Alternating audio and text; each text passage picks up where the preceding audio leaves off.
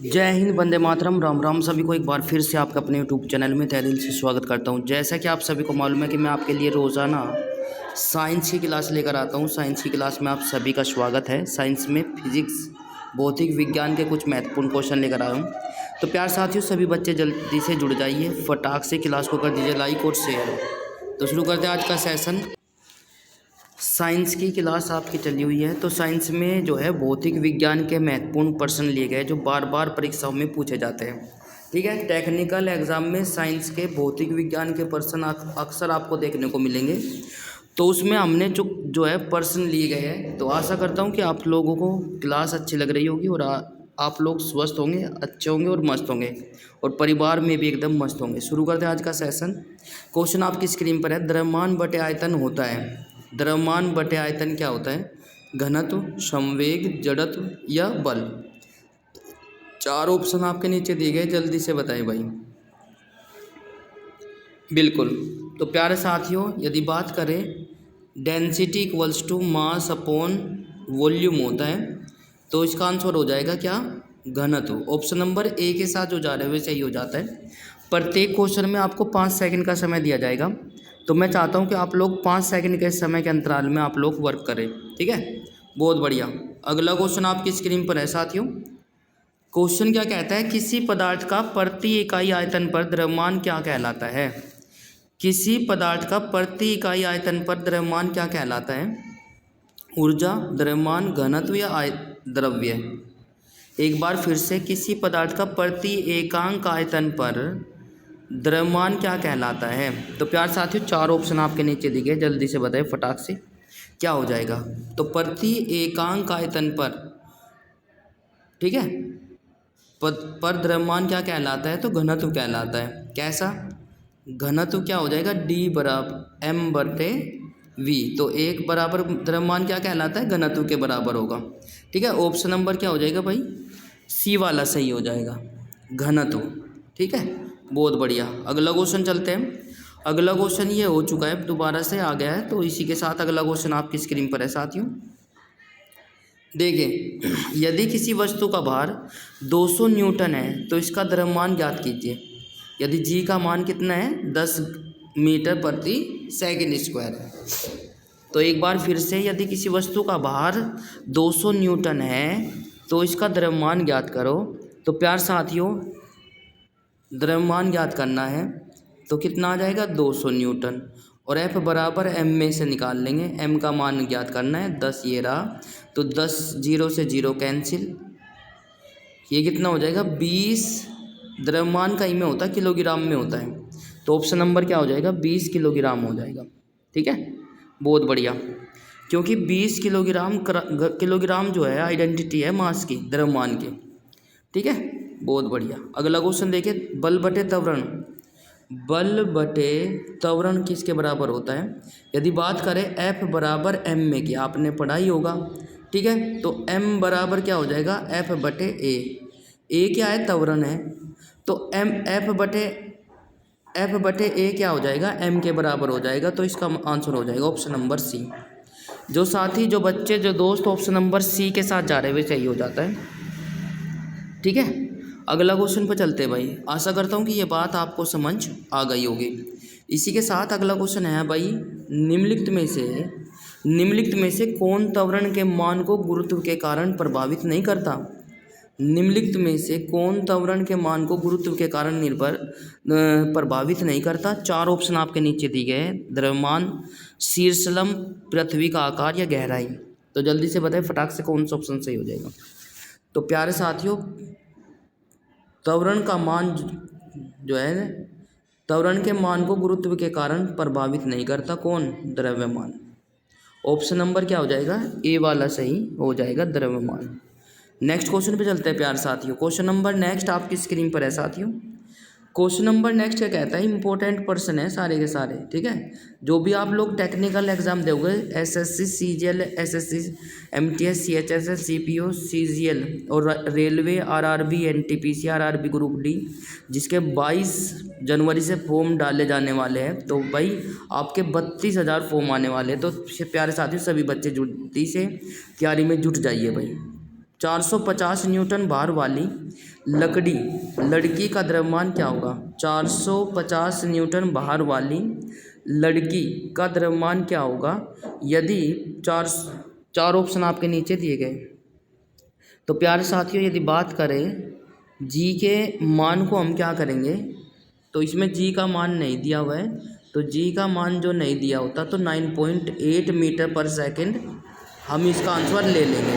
ठीक है, तो प्यारे साथियों चार ऑप्शन आपके नीचे दिए गए हैं। एफ बराबर एम में ले लेंगे तो हमारा एफ बराबर एम जी बी होता है। ठीक है ना, एफ बराबर एम जी बी होता है। तो इसमें क्या करेंगे, द्रव्यमान ज्ञात करना था, तो एम बराबर 450 बटे 9.8 हो जाएगा। पॉइंट हटाकर 0 ले लेंगे। जब इसको डिवाइड करेंगे तो हमारा जो आंसर आने वाला है 45.9 किलोग्राम आ जाएगा।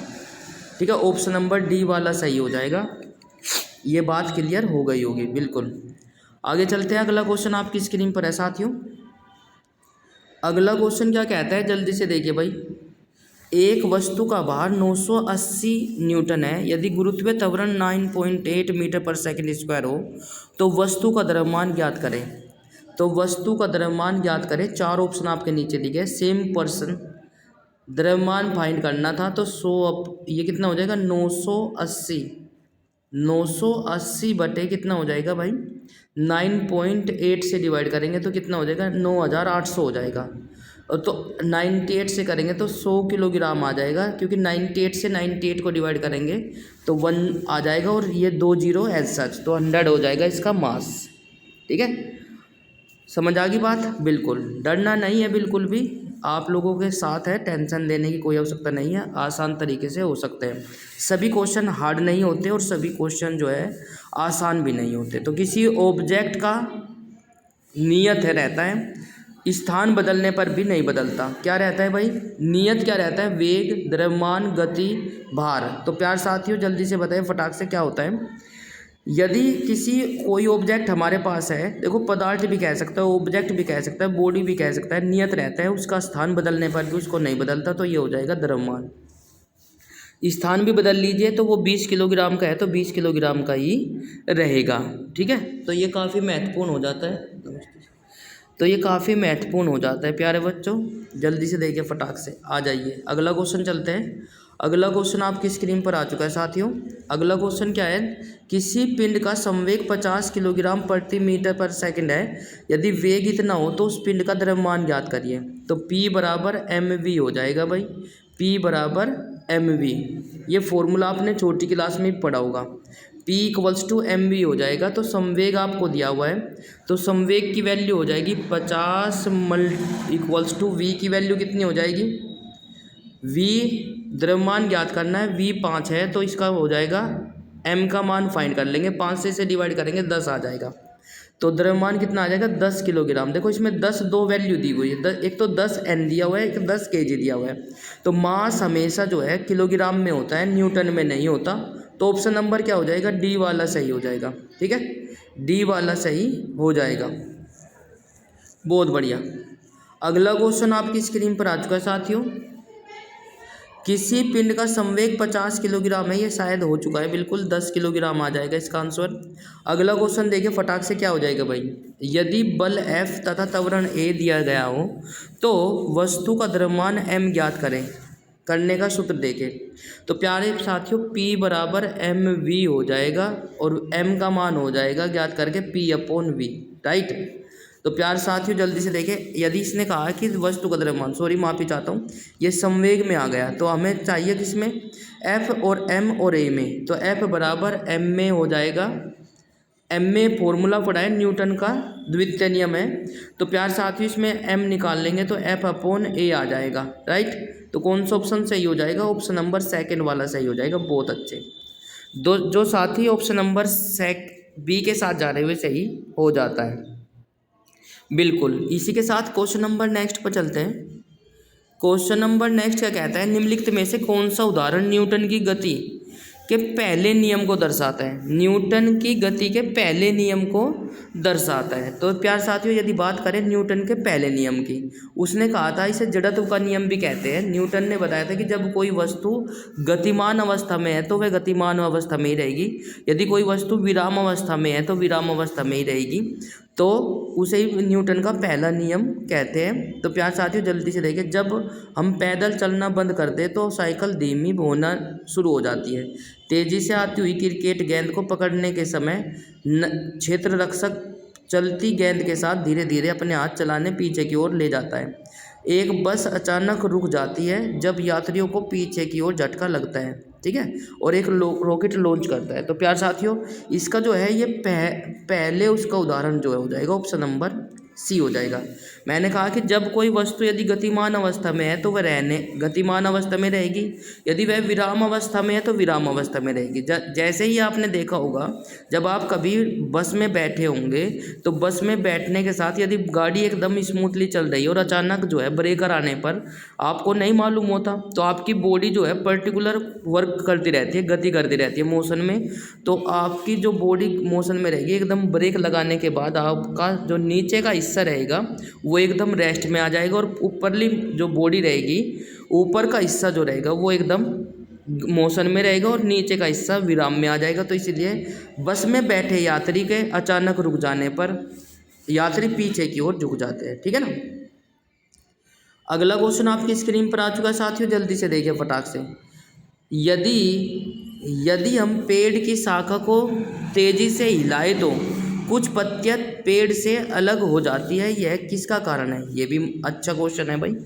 तो प्यार साथियों कई बार आ चुका है, देखो ग्रुप डी आपके एग्ज़ाम आने वाले हैं रेलवे के लिए, तो ये उसके लिए भी क्लास है और आगामी सभी परीक्षाओं के लिए क्लास है, तो आप लोग एग्ज़ाम से पहले पढ़कर जरूर जाएं। तो प्यार साथियों न्यूटन का प्रथम नियम भी कह सकते हो या जड़त्व का नियम भी कह सकते हो, मैंने इससे पहले उसमें आपको डेफिनेशन बता दी है, ठीक है, बहुत बढ़िया। जो सी के साथ जा रहे हैं वो सही हो जाता है। अगला क्वेश्चन आपकी स्क्रीन पर आ चुका है साथियों, जल्दी से देखिए। गति का तीसरा नियम खालिस्तान और वेग के बीच संबंध प्रदान करता है। गति का तीसरा नियम और वेग के बीच संबंध स्थापित करता है। तो प्यार साथियों जल्दी से देखिए फटाक से कौन सा ऑप्शन सही हो जाएगा। स्थिति का किसका संबंध स्थापित करता है?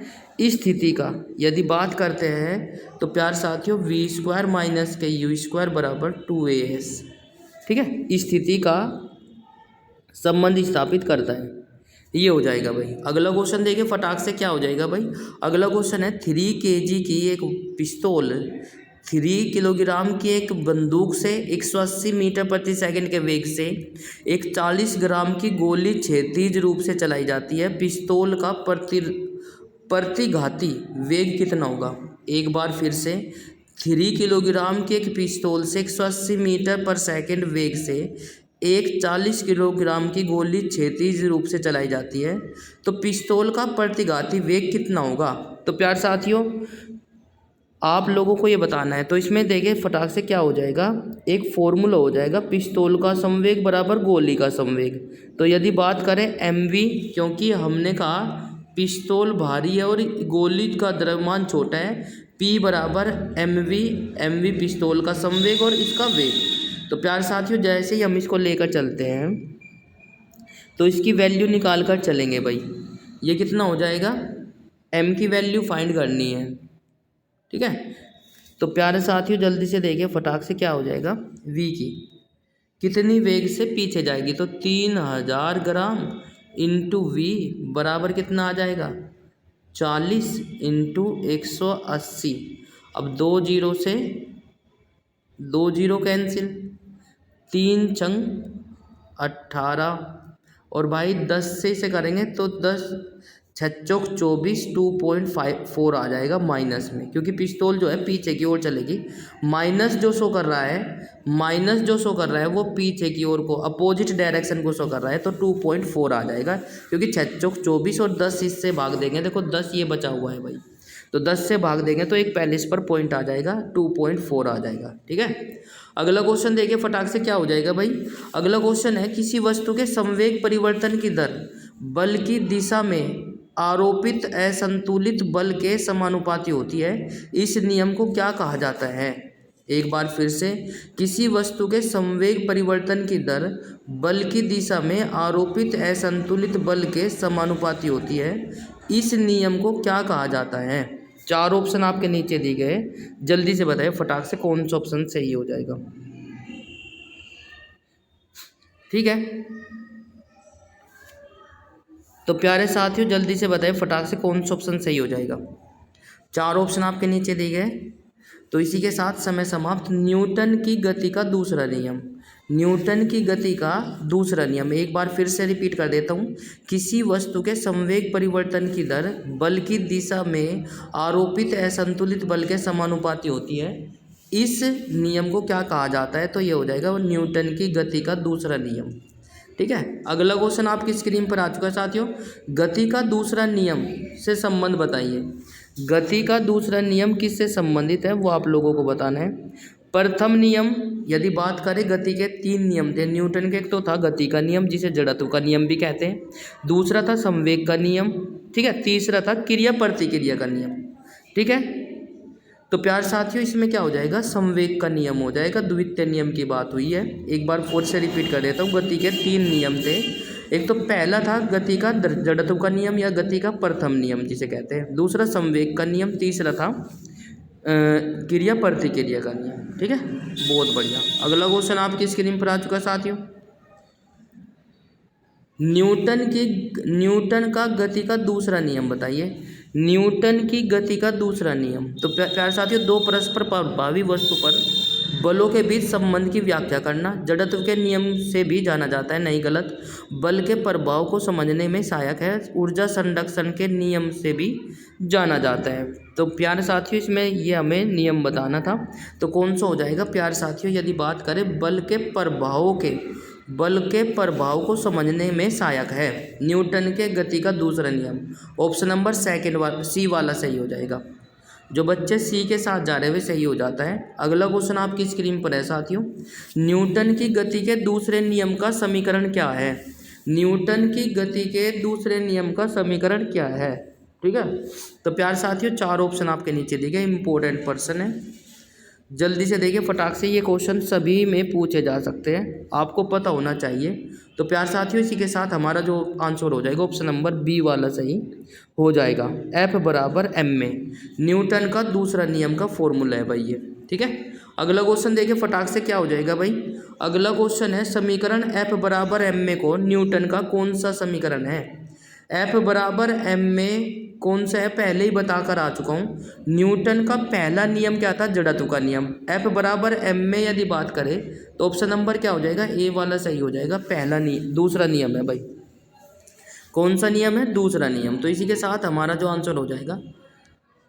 नेक्स्ट क्वेश्चन आ चुका है, बिल्कुल अगला क्वेश्चन आपकी स्क्रीन पर है। समीकरण F = ma को न्यूटन के दूसरे नियम से को कहते हैं, न्यूटन का दूसरा नियम कहते हैं। इसी के साथ अगला क्वेश्चन आपकी स्क्रीन पर आ चुका है साथियों। अगला क्वेश्चन क्या कहता है? निम्नलिखित में से न्यूटन का कौन सा गति नियम, लॉ ऑफ मोशन, दीवार पर फेंका हुआ गेंद क्यों टकराकर वापस आता है? संबंध में व्याख्या करो। बहुत ही आसान। क्रिया प्रतिक्रिया का, जैसे कि आपने बताया कि बॉल जैसे ही हम दीवार पर मारते हैं तो दीवार पर जैसे ही जितने बल से हमने बॉल को फेंका था तो दीवार भी बॉल पर उतना ही बल लगाती है, इसीलिए वो दोबारा से टकराकर वापस आती है। तो न्यूटन का तीसरे नियम की व्याख्या करता है। तो ऑप्शन नंबर क्या हो जाएगा? सी वाला सही हो जाएगा भाई, सी वाला, क्रिया प्रतिक्रिया नियम भी कहते हैं। तो ऑप्शन नंबर सी हो जाएगा। तो प्यार साथियों यदि आपको साइंस की भौतिक विज्ञान की क्लास अच्छी लग रही है तो आप लोग रोज़ाना क्लास लेना चाहते हैं तो लाइक शेयर कमेंट्स और चैनल को सब्सक्राइब जरूर कर ले और घंटे का बटन अवश्य प्रेस करें ताकि आपको समय पर नोटिफिकेशन मिलता रहे। तो आपके लिए हम सेवा में तत्पर है। बिल्कुल आपकी क्लास जो है निःशुल्क है, आपसे कोई भी चार्ज नहीं लिया जा रहा है। तो आप लोग प्लीज़ एग्ज़ाम से पहले पढ़कर जरूर जाएं। तो ये क्वेश्चन आपको देखने को मिलेंगे ही मिलेंगे। तो आज की क्लास में इतना ही, मिलते हैं नेक्स्ट क्लास में कल इसी वक्त इसी समय। तो हंसते रहिए, मुस्कुराते रहिए और हमारे साथ पढ़ते रहिए। जब पढ़ेगा इंडिया तभी तो आगे बढ़ेगा इंडिया। जय हिंद, जय भारत, वंदे मातरम, राम राम सभी को।